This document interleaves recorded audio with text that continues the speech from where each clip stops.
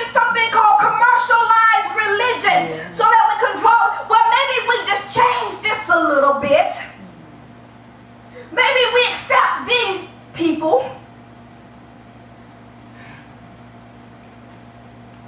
I have never seen a generation that have twisted the word so bad just to bring people in.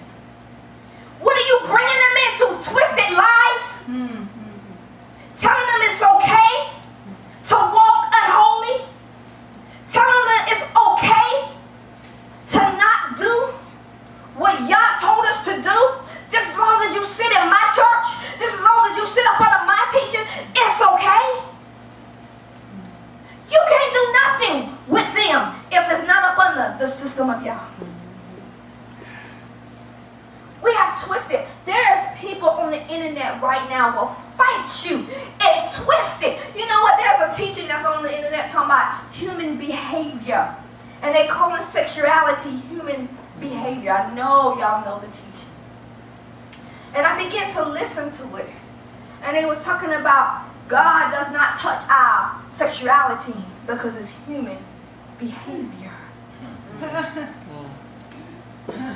Oh, come on. And they got these arguments, and then there's people arguing with this person. And I'm sitting there and I'm shaking my head. I said, why are they arguing with them? Don't you understand? The more attention you give a false prophet, the stronger he becomes. That's true. Don't argue with him. Go out and teach the truth. Okay. I get people always try to get me in argument. Always. And I tell them, if you don't want to know the truth, I will cast not my pearls before no swine. Because once I realize a swine got my pearls, I have to gut it. Oh, I want my pearls back. All right. Oh, my pearls cost too much. Yeah. Stop giving it to people who don't want it. Come on now. Stop arguing with folks that just want to live a simple life. Let them be what they want to be. It's time for us to reach for the ones that's lost. We're so busy being over here, and these people don't want what we have, when we need to go over there and grab the people that needs truth. Lead the false to the false. Ain't that what the Yeshua said? Let the dead Bury bury the dead. I sat there and I watched them argue over this human behavior stuff. And I started to type. And then Yah says, why? He said, there's a sister right here that's on there arguing. And she's going through in her marriage. That's why she argues so bad. He says, minister to her. I began to get excited. I said, that's why I'm on this board. See, some of us don't even understand why we walking into areas. And I had to minister to the woman and found out the reason why she was on that board arguing so bad was because she was losing her husband to sexual behaviors. Don't you know that we have released poison in the church? Reformation, the walk of the apostles. There has been a great disconnection from heaven and earth. Don't you know, prophet? Don't you know, apostle? Don't you know, evangelist, pastor, and teacher? You are the divine connection to heaven and earth. People say they can't hear from heaven. It's because they can't find you. Come on. They can't find you. You somewhere arguing with a nut.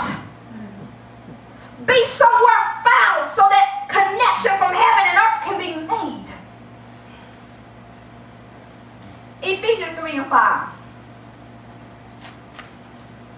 It says this mystery was never disclosed to human beings in past generations, as it has now been revealed to his holy apostles, consecrated messengers, and prophets by the Holy Spirit.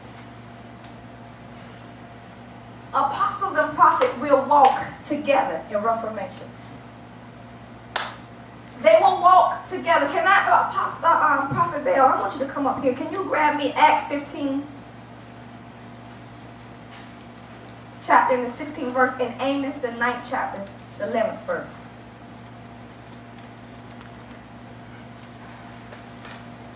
I want to show you something, because you know what? There is a lie that's spreading around saying Reformation is a movement of charismatic denomination. Charismatic, and I'm not against charismatic. I'm not saying nothing about charismatic, but this is what they're saying, okay? They're saying that charismatic devils, basically, has made up Apostolic Reformation.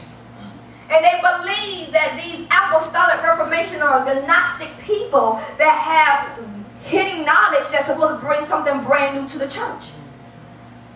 Reformation is not bringing anything brand new. Oh my Lord. I'm going to show you. You got Acts? Yeah, let's get Acts 15, 16. Let's go with Amos 9 and 11 first. Amos 9, 11. Because I'm going to show you that Reformation is just as old as Genesis. And it's inside of the second covenant as well. There's a lot of people who do not like to read just the first covenant. So we're going to try to bring it to the first and second. I don't understand it, because the first covenant, the second covenant repeats the first covenant. Someone told me, don't you know the gospel is in the second covenant? And I said, well, I read Genesis 1 and 1, and it said in the beginning was the word. So I think gospel began Genesis what? 1. Let's read Amos 9:11. Amos 9:11. In that day will I raise up the tabernacle of David that is fallen, and close up the breaches thereof. And I will raise up his ruins, and I will build it as in the days of old. And is the days of what? Old. Go to Acts 15, 16. I'm going to show you something. Now, Acts is after. Yes. Am I right? Yes. Am I going to get an argument with that? Nope.